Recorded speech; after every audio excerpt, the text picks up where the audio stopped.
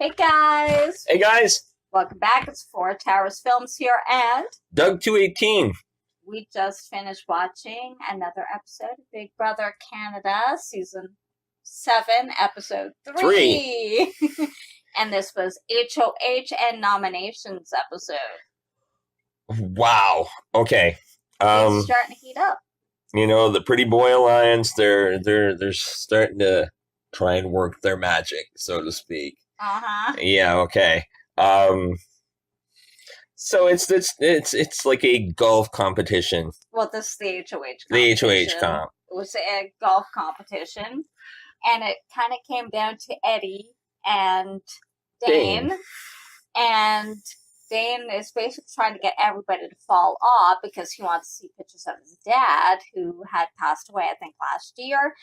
And you find out it's to suicide later on after he explains to them in the HOH room why it was so important to him to see the picture of his dad because he needed inspiration to win or to keep going.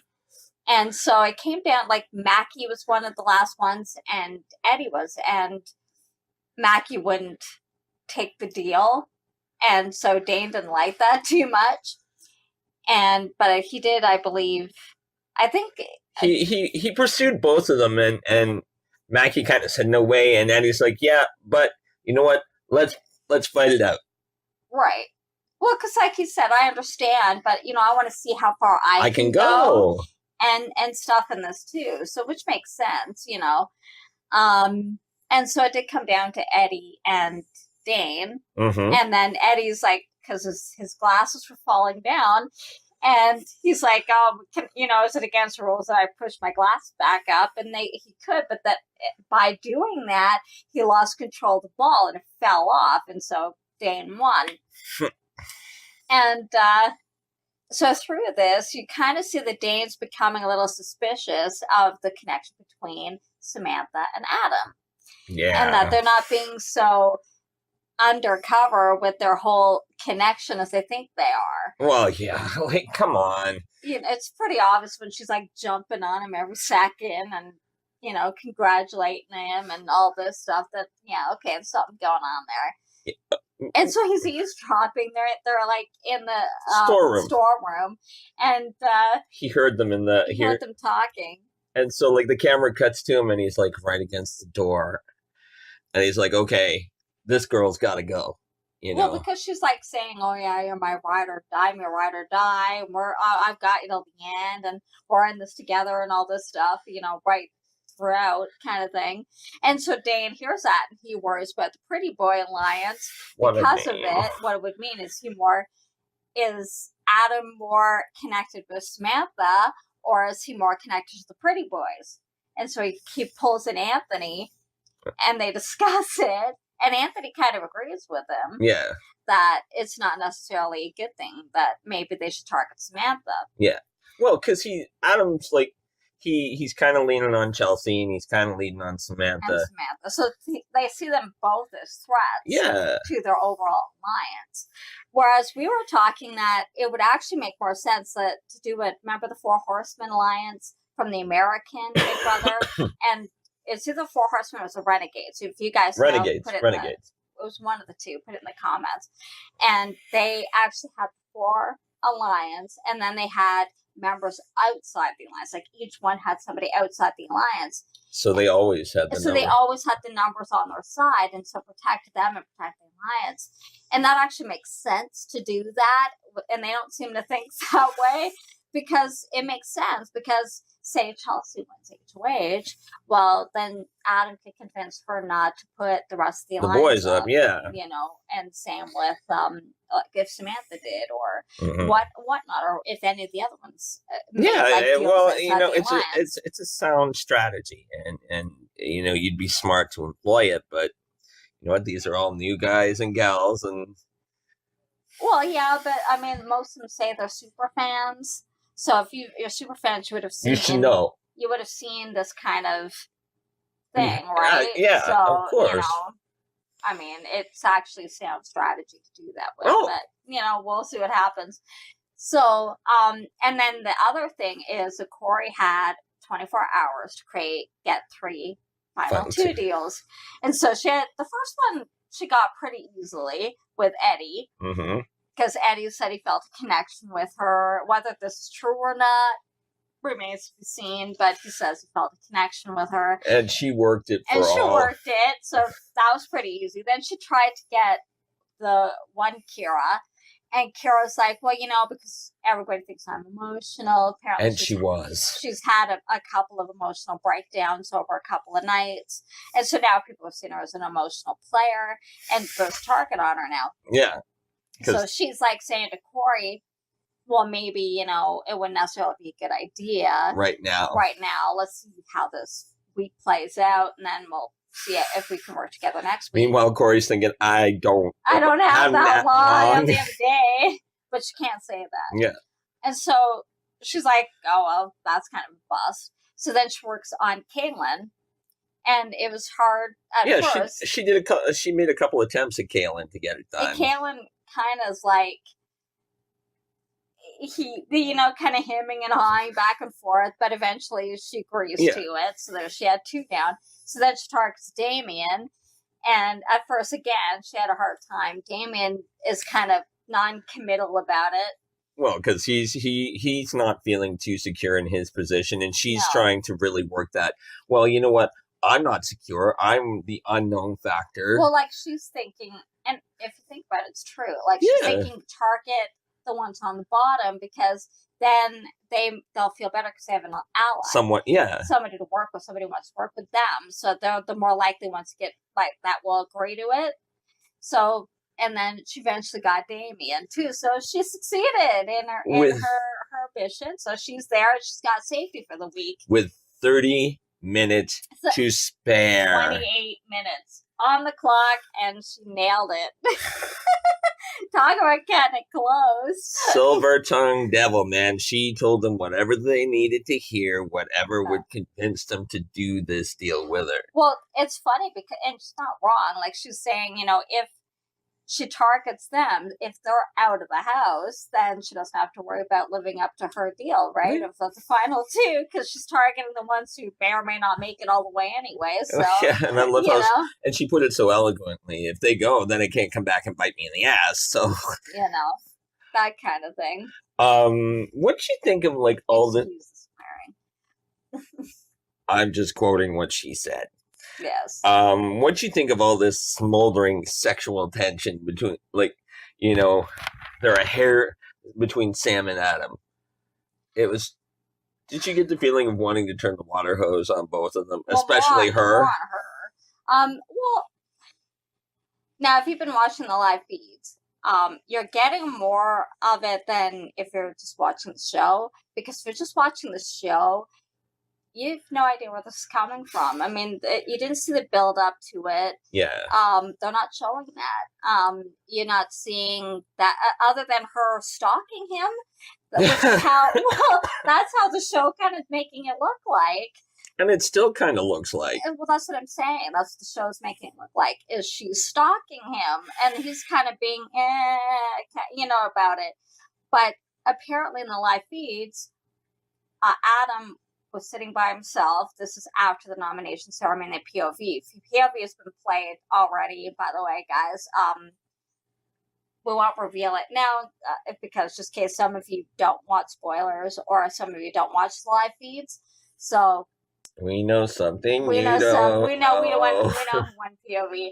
But anyway, Adam's sitting in the HOH room after the POV competition. And he's talking out loud to himself about how he does feel a connection to Samantha and how, like... I didn't want to showmance when I came in. He didn't want to showmance coming into the show, all that kind of stuff. So I guess it is two-sided, but if you're just watching the show... It looks all on her. It looks like she's a stalker. Yeah. And that's, I guess, well, we talked about that last episode, that can be a problem with how some shows are edited because you're not getting the whole story. So if you're not watching live feeds, watch the live feeds to get more of a complete picture. She might be a very lovely woman, a very kind, sweet lady, but how it's being edited, it makes her look like this psychotic stalker. And it looks like he's not that interested. Because he's kind of doing that, okay. Well, like it's almost like he's getting a kick out of it, but not necessarily that he's that into her. At least that's how it's being edited. But if you're watching the live feeds, you're seeing a different story. You're seeing behind the scenes that you're not seeing on the show.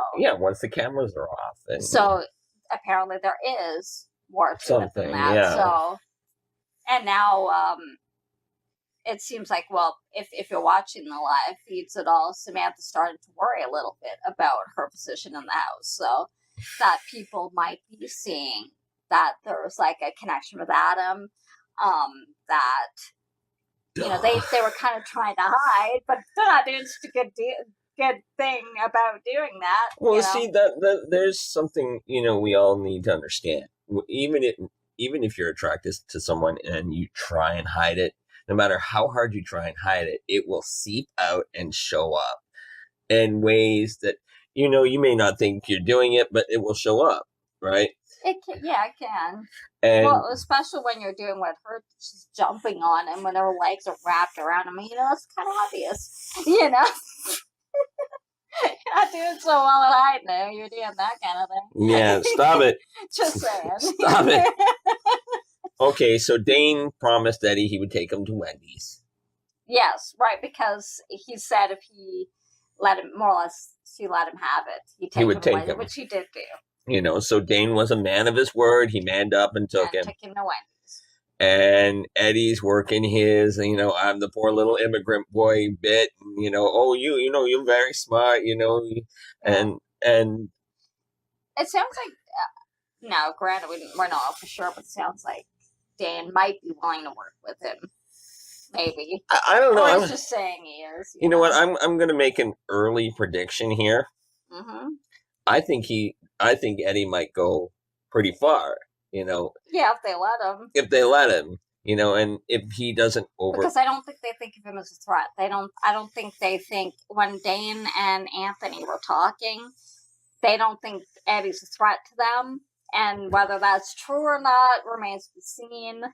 At this point, he hasn't said a lot about who his targets are. Yeah, you know, so he's played it very close, and he might be a threat to them, or it might not be. Like he might have somebody completely different in mind. You know, but so he's playing things very close to the vest right now. Well, I'm going to say, you know, Fort Harris, that's my dark horse pick. Eddie? Yeah, Eddie. It's possible, yeah. I'm thinking right now Corey might have, but she's kind of an early target because usually the ones coming in are targets. So it sounds like they're targeting Kira this week. At least that's what Dane said. Now, he might change his mind because he did talk about not really trusting Samantha. And then they want to target Corey supposedly next week. Also, it depends on if Kira can get herself together and actually, you know, make a valid argument to Dane. Right. You know, she seems like she's a very intelligent girl, you know, and she's just very emotional, and I can understand that. This is a very emotional game. You're confined in a house with people 24/7. 24/7 that you never met or probably would never associate with outside of this environment. Yeah, it would be stressful. And you know what? If she gets herself together and plays it like she needs to play it, you know, she should be okay. Look, there's been other players who have been, you know, really emotional, like Rachel played pretty emotionally, and at first she didn't make it all the way to the end. No. She made it further than Brandon did the first year she played, and then the second time she played, she won. Yeah. So she was able to get herself under control. Marcellus was pretty emotional. He didn't win either time he played it. And a few of them have been pretty emotional, and other ones have been able to get themselves under control. Yeah. You know, because you can either use that to your advantage, or it can be detrimental to you. Like, but if you're crying in your room all the time, well, no, nobody's going to want to work with you. Yeah. You know, having a breakdown once in a while or once, like, that's something they all pretty much do it. Oh. And they know you miss your family and stuff.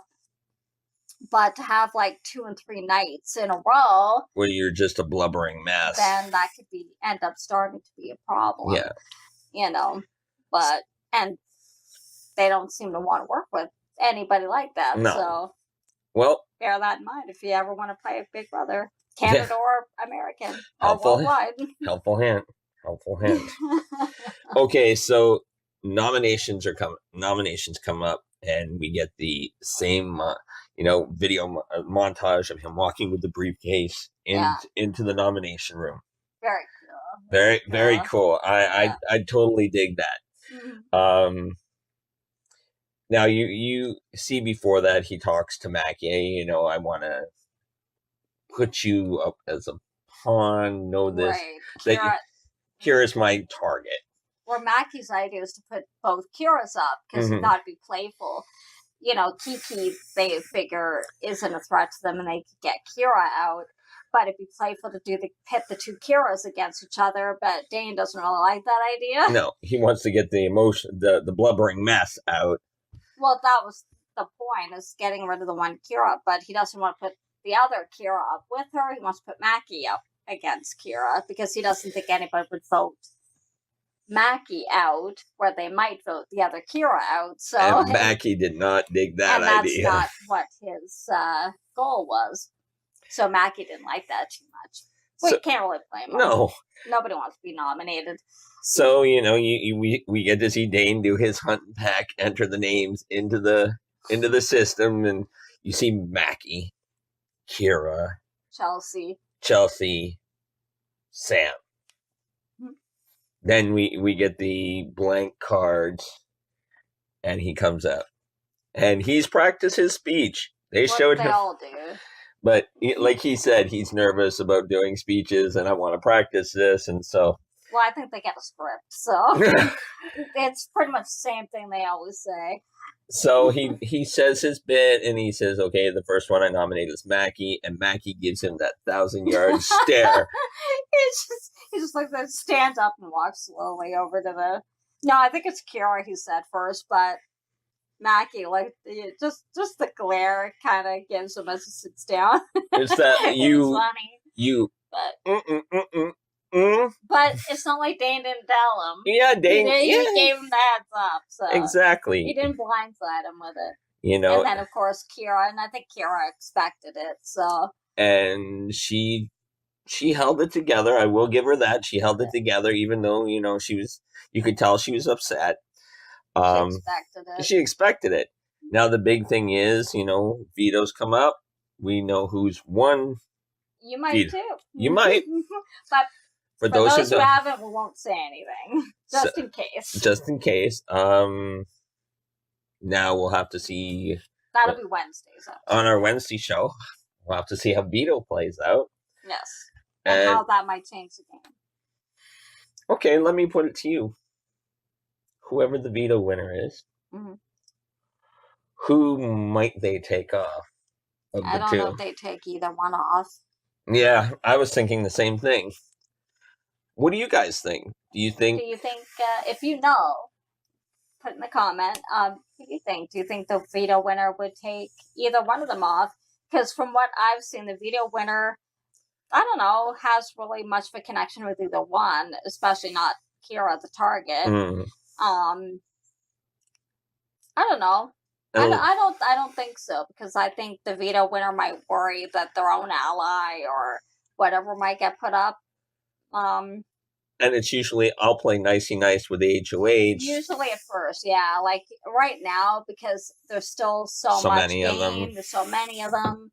And everybody's still pretty much friends. Like, yes, there's the alliance, but there's really only the one that we can see so far, really. So they don't necessarily want to risk putting anybody they like up. Yeah. So, I don't know. I think right now they probably will play it safe and not use it. But we'll see. We'll probably know by tomorrow. And you might too if you watch the feeds. They usually do the ceremony on Monday. So, guys, why not give us your ideas who you think? Oh, that reminds me. If any of you had seen, we know a little bit more of the backstory. I've read a little bit more of the backstory of why Laura actually got targeted during her exit interview, which I don't know if any of you saw, but apparently there was a girls' alliance, which we didn't see. What? There was apparently a girls' Really? alliance, yeah, that failed due to Samantha. And that's why she thought Samantha was shady. Okay. And that's why she warned Adam about Samantha. And that's why she was targeted. But apparently, because Samantha was spending a lot more time and kind of spilling, I guess, secrets or something to Adam and that. And Laura figured that's the only way they could have found out is through her. And so that's why she found her shady. So that's why she went to Adam and said, "Watch her." Said, "Be careful about her. She did this to us. She's going to do that to you too." And that's why he targeted Laura, and that's the whole thing. So it makes more sense now that we have heard Laura's exit interview. Well, guys, I'm learning this just as the same time you guys are learning this. Yeah. Thank you. No, you're welcome. It sheds more light on it. Yeah, because it really didn't make a whole lot of sense. No, because because it didn't make sense why Laura thought Samantha was shady. She was shady. And why Adam would suddenly target Laura. That's the problem with coming in when you do and before the live feed starts. You miss all that. So now we know because we saw the exit interview with Laura. I'm going to put this out to Big Brother Canada. Listen, you got to let us see more of from the beginning because I would say Big Brother America do the same thing. Same thing, because it's Endemol that produces both of them. Yeah. So listen, guys. Give us more, of the early part of it. From the beginning. From the beginning. Used to do. Like the very first season of Big Brother. Because you actually saw them live move in, and then you had the live feeds and all that. So you saw back then it didn't play the way it does now, but you saw the relationships form and all that kind of stuff. And that's pretty important. Well, yeah. So we know, especially the first couple of evictions, or why this person likes this person, or why they think this is shady. You miss that because the live feeds don't come on until a week after they've already been in the house, and all this stuff's already happened. Well, you look at when Big Brother UK, where the show originally started. You actually see them come in live. You come in live from the beginning. They didn't have the power. We, the people, had the power. They still play it that way, and they still plays it that way. And I think, in my own opinion, I do. You know what? Don't get me wrong. I like the show here, and I like the show in the States, but I do like the idea of the UK version. Take the power out of their hands. Yes, you're going to have an HOH. But I'm not sure if they do in the Britain. I forget. They might. We'll let you know. But because they didn't have an HOH the first season of Big Brother. No. But they nominated everybody. The whole house voted who they want to nominate. It was just one person nominating. It was everybody voted to nominate. And then it was the public who called in to vote. The problem with that was people were calling in multiple times. And so that's why some people's favorite got evicted because this whole Chicken George against, I think her name was Brittany, for season 1. George's town just called. His whole town called in. Yeah, they just obliterated Brittany. So, and Brittany actually was more popular at the time than George was, and so Brittany's fans were just livid. So that's why they changed season 2. And then they didn't even have veto until season 3 or 4. Yeah. So, and it was a different kind of veto too. You can use it on yourself back then, but it's lots changed. And I love the fact that now. Third episode in, the archive room is starting to fill up. It now has all kinds of stuff. And they've been spending a lot of time trying to figure stuff out. And Kira has been at that table every time that they came back to the archive room. If you've been watching live, I've been watching live. She's always in there. Always. She's in there with the other Kira's in there. Kiki, she's always in there. I've seen Mackie in there. Stephanie's been in there, but like there's usually the same people. Eddie's in there a lot. I can see them forming an alliance, like Yeah, because they're always seem to be together. They're always in the kind of like that room, the archive room together. kind of like the Outcast clique, you know. Almost, and you know what? Sometimes they're the ones who end up running the place after a while because there's more of them. You know, than so the cool kids. And it's funny, like they're like so studious, looking through every sheet of paper. Well, because there's something here. Big Brother doesn't do anything. Like Survivor. There's always a reason. They don't do anything, and there's a reason for it. So something in the papers means something, and they just don't know what it is as of yet. Well, like I said to you in the one shot, they showed something on the table underneath a pile of papers. Well, it's open file. It was like an open file, but there was something black underneath. It was a quick shot, and I'm like, it was just papers, but maybe, you know, but sometimes they've hidden things in plain sight. You know, well, something's there. Something's they just don't know what it is. They don't know what they're looking. Actually, I think everything has a reason. Or maybe to another competition, maybe to like a secret power. I mean, what's the blood veto for? And it's in that other secondary hidden room that Damien knows about, but he's the only one who does, and he can't get back into it. So maybe but he's been trying. Maybe something to do with that. But he has been trying, though. He's been trying, but nobody else leaves the friggin' room. So he can't get back into it. Well, he did try, but it was locked when he was on the block last week. But it was locked, so he can't get back into the room. Well, because it's never. Well, it's probably locked. He probably can't get access, but it's probably not in play yet. So who knows when it will be? Yeah, there's the next question. So, no, that'll be maybe one of the twists. You know, I don't even know what the blood veto is. We haven't heard because what it is yet. Technically, it doesn't exist yet. Not yet. No, we know about it. We know about it. Damien knows about it, but he doesn't even know. It's not. It's probably an abnormal veto. Yeah. But what's it for?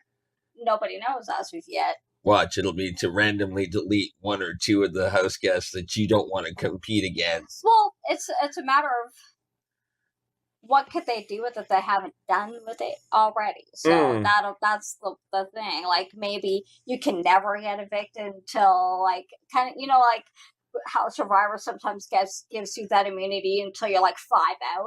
Yeah. And nobody could touch you for like 5 evictions. Well, like last season. Maybe something like that. Like last season, the one guy had the Cloud app because it was, and he couldn't be touched for 3 evictions. And he didn't even need it. He didn't need it. That was the American one, I believe. The American version. But he didn't even need it. They didn't even know he had it. But yeah, like maybe something like that, you know. Maybe more information will come out in the subsequent episodes, and I'm just curious to see how they're gonna, what more is gonna fill up this room, and how much. It's not even half full yet. And they opened the Have Not room. Oh yeah, well we saw it in the previews. In the previews, the Have Not room. Yeah, it looks like a torture chamber. It looks like a set from Saw. Yeah, that's probably what they're going for, actually. And Chelsea's like, I can't sleep in here. Well, a lot of it's like something out of a horror, which, kind of, And Adam's like, well, we won't be able to cuddle. We'll just be able to hold hands. Yeah. But, well, that's why, when they did the dentist chair one year. Yeah. They were sleeping on the floor. Because try to sleep on those chairs. Well, I don't think I would have a problem. Yeah, they're not that comfortable. Well, but he can pretty much sleep anywhere. But yeah, true. You said it, not me. True. I opened myself up for that. But what are you gonna do? But all in all, it was a great 3rd episode. It is a very good episode, and it looks like things are starting to heat up in the house. And we'll have to see if Corey actually means what she said when she made the final 2 deals with the 3. They might actually make a good team. Corey, Damien, and Kayla. Or Kaylin. They're all pretty smart. And Eddie. Yeah. Oh, yeah. Eddie, not Damon, Eddie, and Kaylin. And here's hopefully the thing that doesn't bite her in the butt is that the three of them come back and start talking to each other and go, Well, they're the ones who didn't want anyone else to know. She's not the one who said that. yeah, that's true. That's they true. were. They didn't want anyone else to know. They wanted to keep the distance. So that wasn't her idea. So. And Damien specifically, we can't be seen together. You know, once in a while. Kaylin said the same thing. Yeah, we'll keep our distance. We'll come together every once in a while. But, we've got to keep our distance. Because they know she's a target. Because she's new in the house. And the new ones who come in after are always targets. Yeah, and they're still questioning, like, where have you been? What were you doing? Well, they asked her if she knew anything. She said she didn't. I don't think she does. She was locked in a room. Yeah, she was segregated like them. Yeah. So, I don't think she knew. Oh, boy. So the drama, the pot is stirring. The pot is stirring. So, it's starting to become a good season so far. That's it for this week. We'll see you on Wednesday for the next episode of Big Brother Canada, Season 7. And that will be POV. That'll be episode 4. Till then, have a great rest of your week. And we'll see you then. Don't forget to like, subscribe, and comment. And hit the notification bell. So that you know when I upload the next one. Take care, guys. Bye. Bye.